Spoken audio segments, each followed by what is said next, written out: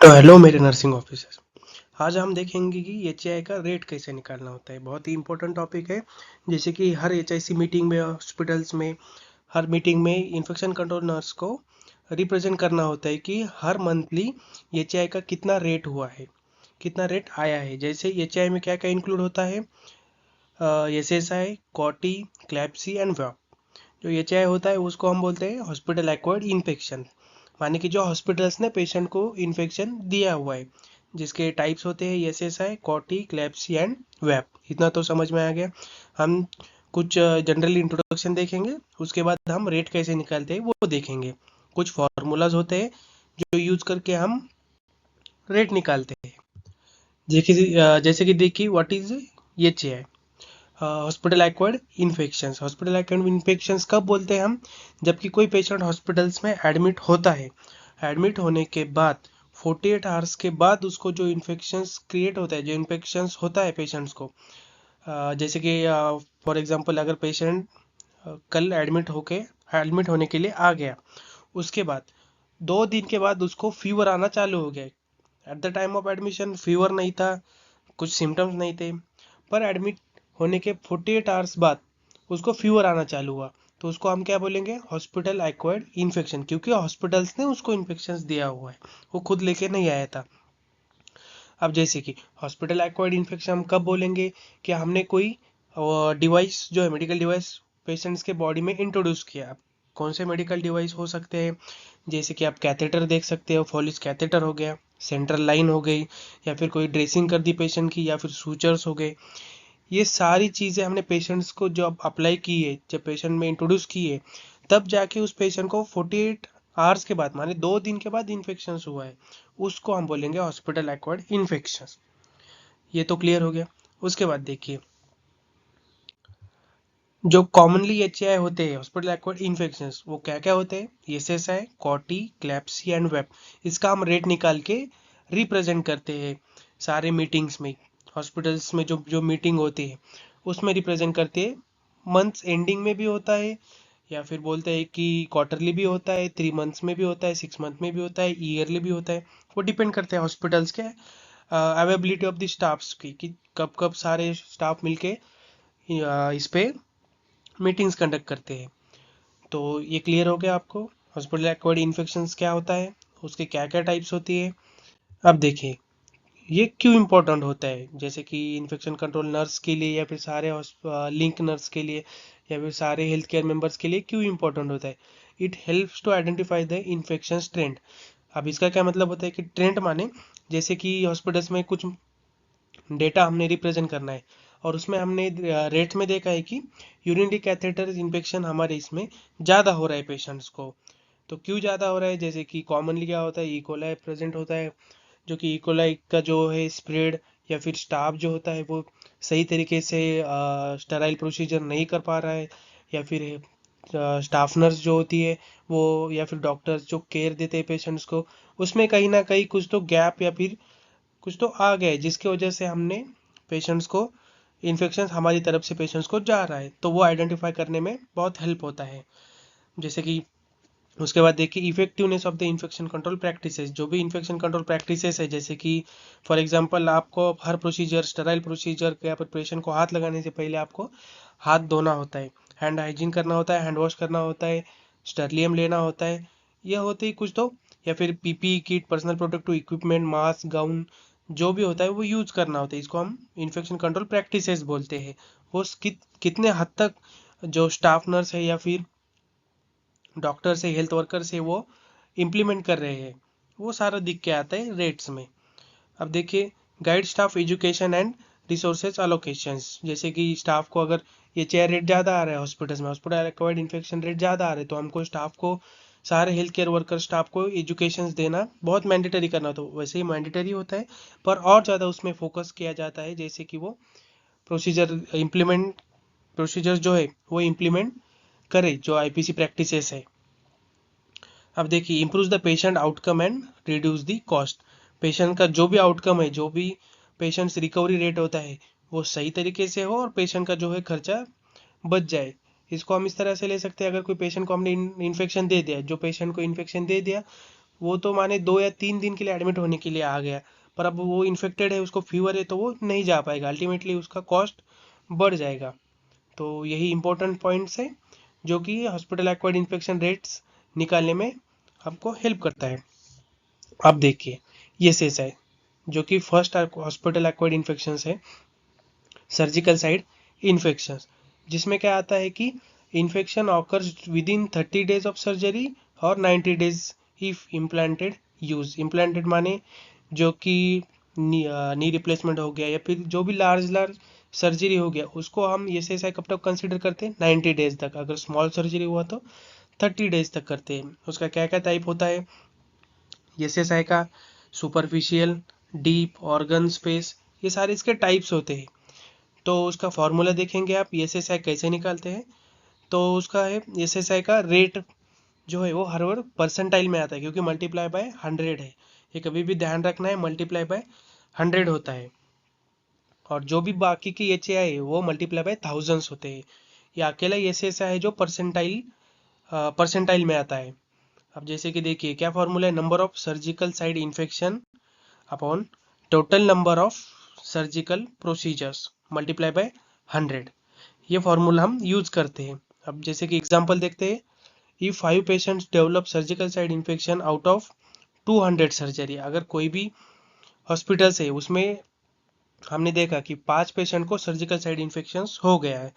अब surgical side infection कहाँ से आया, जैसे कि सूचरिंग की हो या फिर हमने ड्रेसिंग्स की हो या फिर कोई ऑपरेशन हुआ हो, तब क्या होता है, यूज होता है सर्जिकल साइड इन्फेक्शन का कोई चेकलिस्ट होता है, वो यूज होता है। और पेशेंट्स को अगर ऑपरेशंस के बाद 2 दिन के बाद फीवर आ गया, कल्चर पॉजिटिव आ गया, पर्स निकल रहा है उसके जो भी वुंड है वहाँ से, तो उसको क्या बोलते हैं हम, सर्जिकल साइड इन्फेक्शन पेशेंट को हो गया। अगर हमने देखा कि 5 पेशेंट को सर्जिकल साइड इन्फेक्शन हो गया आउट ऑफ 200 सर्जरीज हॉस्पिटल्स में हुई एक मंथ में, और मल्टीप्लाई बाय 100, तो कितना परसेंट आएगा, 2.5%। अब जब भी कोई इन्फेक्शन कंट्रोल नर्स रिप्रेजेंट करेंगी, उसका जो डेटा होता है तो कितना आएगा उसका, 2.5%। ठीक है, ये आप समझ गए कि ये सीएसआई कैसे निकालते, सर्जिकल साइड इन्फेक्शन का रेट कैसे निकालते। उसके बाद देखिए कोटी, catheter associated urinary tract infection. इसको हम ऐसे ले सकते हैं कि अगर कोई भी पेशेंट में हमने फॉलिस कैथेटर डाला, उसके बाद हमने हैंड हाइजीन नहीं किया, ना ही डालते वक्त हमने एक सही प्रोसीजर फॉलो की, तो पेशेंट्स को क्या हो सकता है, catheter associated urinary tract infection. ये कब कंसिडर करते हैं, कैथेटर डालने के 48 आवर्स के बाद, 2 दिन के बाद। जैसे क्या क्या सिम्टम दिख सकते हैं, जैसे कि फीवर, डिस्यूरिया, सुप्राप्यूबिक पेन, ये सारी सिम्टम्स दिख सकते हैं। कब दिखेंगे ये, कैथेटर डालने के बाद। कब दिखेंगे, कैथेटर डालने के बाद 48 आवर्स के बाद, 2 दिन के बाद। अब जैसे कि formula, catheter urinary tract infection rate निकालने का क्या फॉर्मूला है, number of catheter associated urinary track infections upon जो होता है टोटल यूरिनरी ट्रैक्स, क्या sorry, total urinary catheters day multiply by thousands. ये बहुत जनों को कंफ्यूज होता है। पहले तो सबको समझ में आ जाता है, number of catheter associated urinary track infections, जैसे कि पूरे हॉस्पिटल्स में एक मंथ में कितना इन्फेक्शंस, कितने पेशेंट्स को यूरिनरी ट्रैक इन्फेक्शंस हुआ है, वो नंबर लिखना है। ये समझ में आ गया। उसके नीचे टोटल यूरिनरी कैथेटर्स डे। अब जैसे ये पार्ट समझिए आप, कोई भी पेशेंट्स आ गया, उसको हमने फर्स्ट डे पे कैथेटर डाल दिया, उसके बाद उसने वो कैथेटर कितने दिन तक रहा, वो 5 दिन तक रहा, तो हम एक पेशेंट का कितना डे कंसिडर करेंगे, 5 दिन। अब अब देखिए फॉर एग्जांपल 1 जून को 5 पेशेंट एडमिट हो गए, पूरे मंथ में 1 जून को 5 पेशेंट एडमिट हो गए, उसमें से हमने 5 पेशेंट को यूरिनरी कैथेटर डाल दिया, जिसको हम फॉलिस कैथेटर बोलते हैं, वो हमने पेशेंट को डाल दिया। वो 5 पेशेंट में से हमने 3 पेशेंट का जो कैथेटर है वो निकाल दिया। कब निकाला, 5 जून को।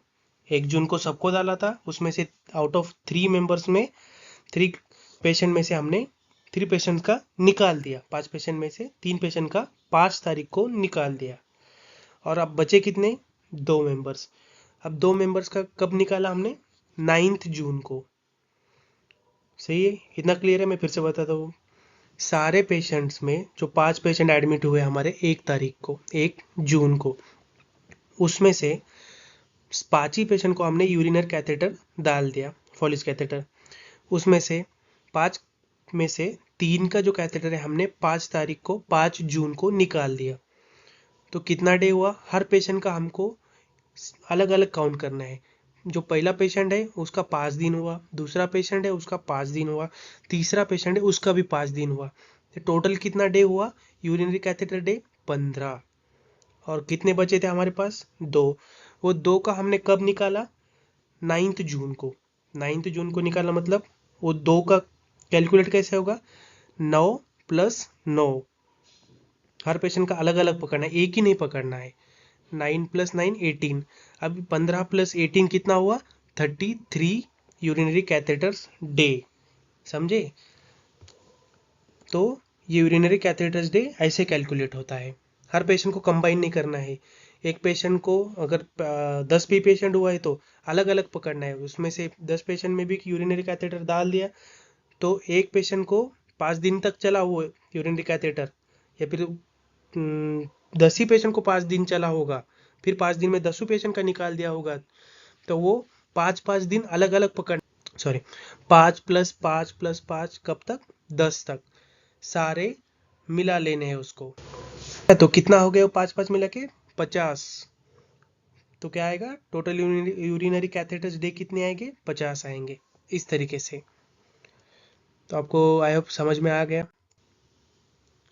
तो अब देखते हैं, if there are 4 CAUTI catheter associated urinary tract infection cases हमको मिले पूरे मंथ में, हमको 4 यूरिनरी कैथेटर जो इन्फेक्शंस दिख गया, तो उसमें से हमने डेज कितने थे? 2000 कैथेटर्स डे। तो उसको हम फॉर्मूले में डालेंगे तो क्या आंसर आएगा? 2/1000 कैथेटर्स डे। समझे? ये थाउजेंड्स जो कैथेटर्स डे है, अगर हमने एज्यूम कर लिया कि थाउजेंड्स कैथेटर्स है, जिसमें कैथेटर्स डे है, उसमें से 2 पेशेंट्स को यूरिनरी ट्रैक इन्फेक्शन जरूर होगा, जिसे हम कॉटी बोलते हैं, catheter associated urinary tract infection जरूर होगा उसमें से। ये उसका मीनिंग होता है। आई होप आपको समझ में आया होगा। थोड़ा कॉम्प्लिकेटेड है ये डेज का। अब उसके बाद आता है क्लैप्सी। सेम थिंग, सारे इसमें अब सेम आएगा, एक सिर्फ ऐसे से अलग होगा जिसको मल्टीप्लाई बाय 100 होगा, और उसमें कोई डेज नहीं होता है। उसमें सिर्फ कितना ऐसे से आता है सर्जिकल साइड इन्फेक्शंस, और कितना सर्जरी हुआ है मल्टीप्लाई बाय 100। पर ये अलग होता है थोड़ा सा डेज का। जो मैंने समझा है वो डेज का भी सेम ही है। अब जैसे कि CLABSI central line associated blood stream infection है, जो कि सेंट्रल लाइन हम डालते हैं, उसकी वजह से जो भी इन्फेक्शन होता है उसको हम क्या बोलते हैं? Central line associated blood stream infection. उसका क्या फॉर्मूला है? Number of central line associated blood stream infection, जितने भी पेशेंट्स हुए होंगे, और टोटल सेंट्रल लाइंस डे, जैसे मैंने पिछली बार एक्सप्लेन किया था डेज का क्या होता है, और मल्टीप्लाई बाय थाउजेंड्स। तो अब देखिए इसमें हम ट्राई करेंगे कि अगर 10 पेशेंट्स है, 10 या फिर 5 ही पेशेंट लेते, 5 पेशेंट को हमने, जो कि है 5 पेशेंट में से प्लस 5 पेशेंट जो है, जो इसमें 1 जून को हमने उनको सारे 5 पेशेंट्स को सेंट्रल लाइन डाल दी है। कितने? 5 पेशेंट एडमिट हुए, 5 पेशेंट को हमने सेंट्रल लाइन डाल दिए। पूरे मंथ में हमारे हॉस्पिटल्स में सिर्फ 5 ही पेशेंट एडमिट हुए, ऐसा हम कंसिडर करते हैं। उस 5 ही पेशेंट में से हमने 5 ही को सेंट्रल लाइन डाल दिया। अब देखेंगे कि जो 5 पेशेंट्स है, वो 5 पेशेंट में से 3 पेशेंट्स को हमने सेंट्रल लाइन वो कब निकाली? 5वें दिन तक। ये 5वें दिन तक हमने निकाल दी, 5 जून को निकाल दिए। तो हमको 3 पेशेंट्स का क्या करना होगा? लिखना पड़ेगा 5 + 5 + 5, ये 3 बार। समझा? अलग अलग पेशेंट है ना, उनके डेज भी अलग अलग ही होंगे। और प्लस जो भी है पेशेंट, बाकी 2 बचे पेशेंट, उसका हमने कब निकाल दिया? 18 डे पर, 8 डे पर निकाल दिया। दोनों पेशेंट का 8 डे पे निकाल दिया है। अब इतना तो आपको कंफर्म हो गया, समझ? तो ये पूरा अगर हमने कैलकुलेट कर लिया रेट निकालने के लिए, मतलब ये टोटल सेंट्रल लाइंस डे निकालने के लिए यही यूज करना होता है। तो कितना आएगा इसका सारा कैलकुलेट करके 31 आएगा। ये जो है 31 आएगा। क्या है ये 31? Central lines day. अब समझ में आ गया? उसको मल्टीप्लाई कर लो 1000 से और यहाँ पे जितने भी इन्फेक्शंस पेशेंट आ गए वो निकाल दीजिए। समझा? तो यही फॉर्मूला है और यही एग्जांपल है। If there are 3 central line associated blood stream infections cases है, उसमें से 1500 सेंट्रल लाइंस डे है। तो इसका अगर कैलकुलेशन करेंगे तो 2/1000 सेंट्रल लाइंस डे आता है। मतलब अगर central line 1000 central lines day होगा, उसमें से 2 पेशेंट्स को हमको कन्फर्मली जो है central line blood stream infections confirm आएगा। यही होता है उसका। अब सिंपल वैप का भी वही, अगर वेंटिलेटर पे कोई पेशेंट डाल देते हैं, हम वेंटिलेटर पे लगा देते हैं, तो उसका भी सेम वेंटिलेटर एसोसिएटेड निमोनिया जिसको हम बोलते हैं, सेम फॉर्मूला है। जो कितने पेशेंट्स को वेंटिलेटर एसोसिएटेड इन्फेक्शंस हो गया और कितना पेशेंट्स को कितना डेज पे है और मल्टीप्लाई बाय थाउजेंड्स। उसका एग्जांपल, अगर 5 पेशेंट्स को वैप आ गया, ठीक है, एग्जांपल 5 पेशेंट्स को हमको वेंटिलेटर एसोसिएटेड निमोनिया दिख गया, कितने वेंटिलेटर्स डे है उसमें से 2500। तो अगर इसका कैलकुलेशन करते हैं तो 2/1000 वेंटिलेटेड डे आएगा। यही होता है, यही आपको HIC मीटिंग्स में रिप्रेजेंट करना होता है और सिंपल है। कुछ अगर ना समझ में आए तो मैं मेरा नंबर दे देता हूँ नीचे, आप उसमें DM करके कंफर्म कर दीजिए, बस कोई बात नहीं है इतना। तो थैंक यू मेरे नर्सिंग ऑफिसर्स और इन्फेक्शन कंट्रोल नर्स। तो थोड़ा पर आपको समझ में नहीं आता होगा क्योंकि थोड़ा कॉम्प्लिकेटेड है, डेज का पार्ट थोड़ा कॉम्प्लिकेटेड होता है। तो इसमें कोई घबराने की बात नहीं है या फिर कोई मुश्किल भी पार्ट नहीं है। बस आप मेरे को कभी भी DM कर दीजिएगा, तो मैं आपको एक्सप्लेन कर दूंगा किस तरह से निकालना होता है। इसके बाद हमको ये चाय का रेट भी निकालना होता है। पूरा जो ये चाय हॉस्पिटल एक्वायर्ड इन्फेक्शन उसका भी रेट निकलता है, वो मैंने नहीं दिया क्योंकि कॉम्प्लिकेटेड हो जाता है थोड़ा थोड़ा थोड़ा। तो इसके लिए मैंने नहीं दिया। तो आप पढ़ते रहिए और बढ़ते रहिए।